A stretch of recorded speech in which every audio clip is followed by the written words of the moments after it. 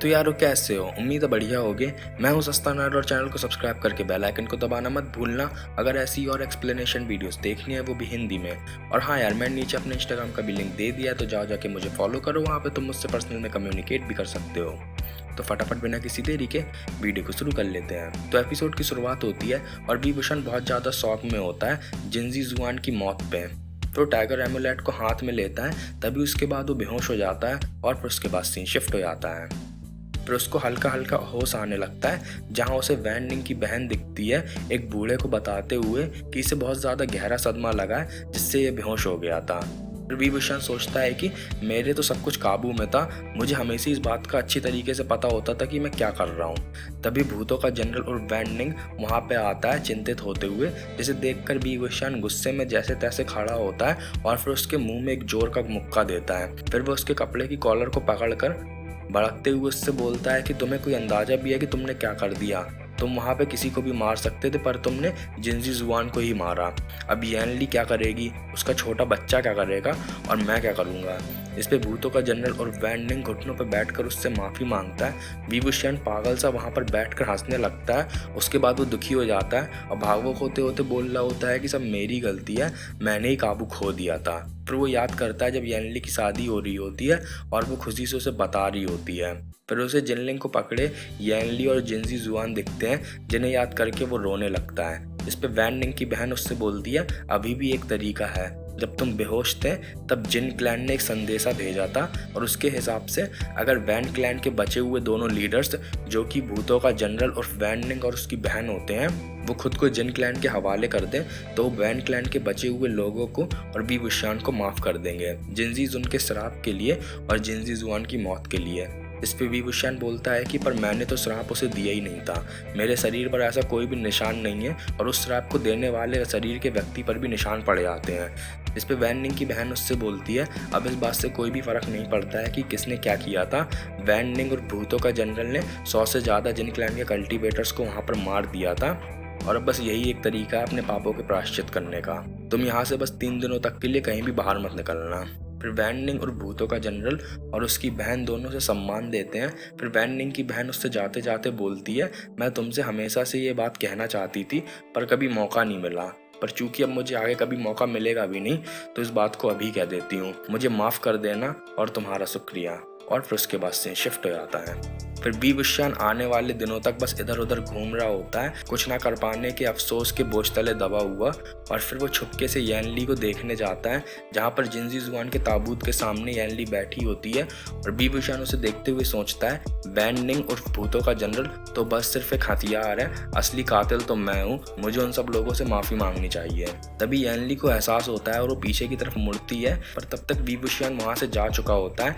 फिर विभूषण दुखी शहर में घूम रहा होता है, जहाँ एक पोस्टर उड़ता हुआ उसके पैर के पास आता है, जिसके अंदर लिखा होता है कि नाइटलेस सिटी में, कि कल नाइटलेस सिटी में वैन क्लैन के बचे हुए लीडर्स की बलि दी जाएगी शहीदों के सम्मान में। और उसमें भूतों का जनरल और वैन निंग की तस्वीर बनी होती है, और उसकी बहन की भी। इस बात को पढ़कर विभूषण बहुत ज़्यादा भड़क जाता है और उसकी आंखें लाल चमकने लगती हैं, और फिर उसके बाद सीन शिफ्ट हो जाता है।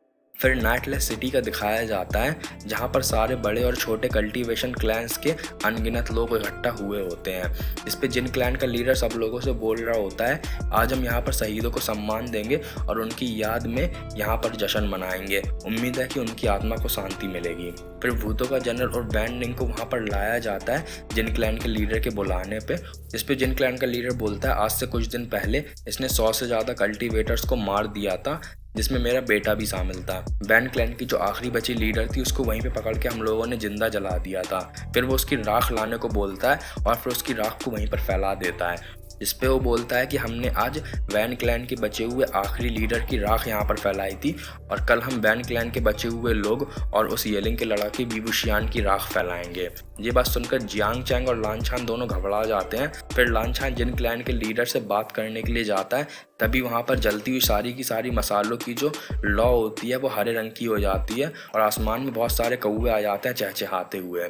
फिर एक बिल्डिंग के ऊपर विभूषण बैठा होता है, जिसे देखकर जिन क्लैन का लीडर लीडर बोलता है कि तुम्हारी यहाँ आने की हिम्मत कैसे हुई। इस पे विभूषण बोलता है मैं यहाँ पर क्यों नहीं आ सकता जब यहाँ पर तुम्हारे जैसा एक कल्टीवेशन क्लैन का लीडर आ गया है जो कि अपने ही वादे को तोड़ रहा है। तुमने बोला था कि अगर वैन निंग उर्फ भूतों का जनरल और उसकी बहन अगर खुद को तुम्हारे हवाले कर देंगे तो तुम सारे बचे हुए वैन क्लैन के मासूम लोगों को जिंदा छोड़ दोगे। जिस पे जिन क्लैन का लीडर बोलता है कि उस दिन वहां पर मेरे क्लैन के जो 100 कल्टीवेटर्स मारे गए थे वो भी मासूम थे, क्या तुमने उनको छोड़ा?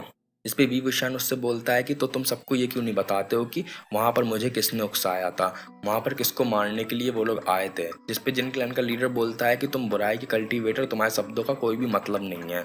जिस पे आसपास के सारे कल्टीवेटर्स आपस में बातें करने लगते हैं और वो बोल रहे होते हैं कि ये बुराई का कल्टीवेटर अपने पापों का प्रायश्चित करने की बजाय यहाँ पर आ गया है। इस पे विभूषण बोलता है कि मैं अपने सारे के सारे क्राइम्स की जिम्मेदारी लूंगा, पर अगर बचे वैन क्लैन के लोगों को छोड़ दिया जाए और सबको अल्सरेटिंग शराब के बारे में मैं बताना चाहता हूँ। तभी वहां पर एक ब्लास्ट होता है और भूतों का जनरल और वैन निंग छूटे आता है।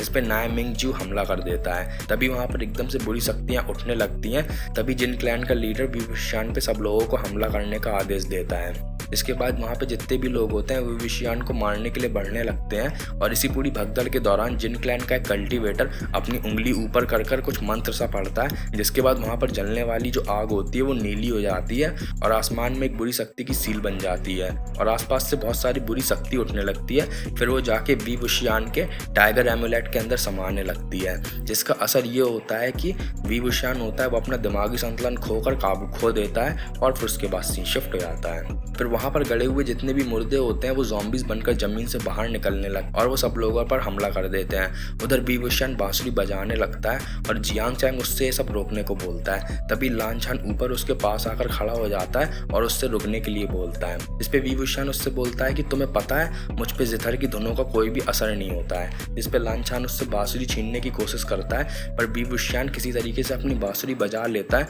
और फिर वो लांछन से बोलता है कि तुम्हें हमेशा से ही पता था कि हम दोनों एक दिन आखिरी सांस तक ऐसे ही एक दूसरे से लड़ेंगे और एक दूसरे के आमने सामने होंगे। खैर मैं तुमसे पूरी शिद्दत से लड़ूंगा बिना रुके।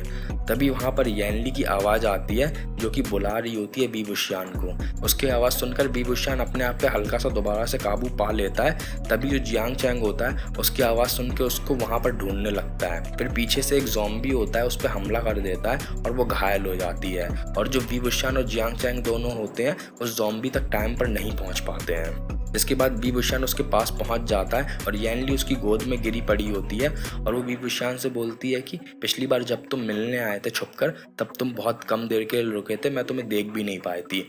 अब ये सब बंद कर दो, ये सब खून खराबा और मत करो। जिस पे विभूषण बांसुरी बजाकर सारे के सारे ज़ॉम्बीज को वहीं पर रोक देता है। फिर येनली उससे कुछ और बोलने वाली होती है, तभी वो उसे दूर ढकेल देती है और एक तलवार आती है जो कि येनली के घुस जाती है। उसकी मौत को देखकर विभूषण बहुत ज़्यादा दुखी हो जाता है और उसे सदमा लगता है। इसके बाद जो विभूषण होता है वो बहुत ज़ोर ज़ोर से चीखने लगता है और फिर उसको बुरी शक्ति घेर लेती है और उसके अगल बगल एक गोला बना लेती है। जिसके बाद जो टाइगर एमुलेट होता है वो उसके दिमाग पर पूरी तरीके से काबू कर लेता है और फिर वो उसकी मदद से वहाँ पर पूरी तबाही ले आता है और फिर उसके बाद सीन शिफ्ट हो जाता है। फिर अभी का दिखाया जाता है जहाँ पर उसे होश आता है तो लांछन उसके सामने बैठा होता है और वो उससे बोलता है कि विभूषण अब तुम ठीक हो। फिर वो उसे जियांग क्लैन की क्लैरिटी बेल देता है। इस पे विभूषण उससे बोलता है कि तुम्हारी वजह से मुझे ऐसी बहुत सी चीज़ें मिली जो कि मुझे लगता था कि खो गई हैं। तुम बहुत ज़्यादा अच्छे हो, मैं चाहता हूँ कि इसे तुम अपने पास रखो एक गिफ्ट के तौर पे। वैसे तुम्हें मिली कहाँ पे थी? इस पर लांछन उससे बोलता है कि ये मुझे येलिंग की पहाड़ियों पर मिली थी जब तुम जियांग चैंग को वहाँ पर लेकर गए थे। वैसे मैंने तुम्हारे शराब को रोक दिया है थोड़ी देर के लिए, पर जिसने भी वैन निंग को ये शराब दिया था जब वो मिलेगा तभी इस शराब को हम लोग ख़त्म कर पाएंगे। पर जिनलू रिज पे चलने से पहले तुम्हें थोड़ा खाना खा लेना चाहिए क्योंकि तुम इस समय बहुत ज़्यादा कमज़ोर हो और तुम्हारे शरीर को खाने की ज़रूरत है। खाने की टेबल पे सारा का सारा खाना शाकाहारी देखकर विभूषण हल्का दुखी हो जाता है। फिर विभूषण लांछन से पूछता है कि क्या तुम्हें मो गांव में पता चला था कि मैं विभूषण हूँ या फिर तुम्हें तब पता चला था माउंट डफान में जब मैंने भूतों के जनरल को बुलाया था? इस पर लांछन उसे इस बात का कोई भी जवाब नहीं देता है। फिर विभूषण उससे बोलता है कि जब मैं बेहोश था तब मैंने यादों के सपने देखे थे, पर शराब के असर की वजह से ऐसी चीज़ें तो होती हैं। मेरी पिछली ज़िंदगी में मैंने बहुत सी गलतियाँ करी थी और मेरी मौत के बाद वो सारी की सारी चीज़ें ख़त्म हो गई। अब मुझे अपने एक नए भविष्य की ओर देखना चाहिए। जिस पे लांछन उससे बोलता है कि वो सिर्फ यादें नहीं है बल्कि क्लूज़ भी हो सकते हैं। तुम नींद में थे तब तुम नाइटलेस सिटी की जंग के बारे में कुछ बड़बड़ा रहे थे। तभी वहाँ पर दोनों एक सील बनाते हैं जो कि एक अधूरी बुरी आत्मा को बुलाने वाली सील होती है। फिर लांछन उससे बोलता है कि टाइगर एम्यूलेट अगर ज़्यादा बुरी शक्ति को सोख लेता है तो वो दिमागी संतुलन खराब कर देता है। इस पे विभूषण बोलता है पर बाहर जाने से पहले मैं उसे प्यूरीफाइंग सील से हमेशा प्यूरीफाई कर देता था। इस पे लांछन उससे बोलता है कि मेरे अलावा और किस किस को प्यूरीफाइंग सील को तोड़ना आता है। तो विभूषण उसे बताता है कि फोर्थ हंगल, वैन क्विंग और जियांग चैंग। फिर लांछन उससे बोलता है कि तुम्हारी मौत के कुछ वक्त बाद मैं यिलिंग की मुर्दों की पहाड़ियों में गया था, लगभग 1 साल के बाद। वहाँ पर मैंने तुम्हारी बनाई सील पे एक छोटा सा खून का निशान देखा था।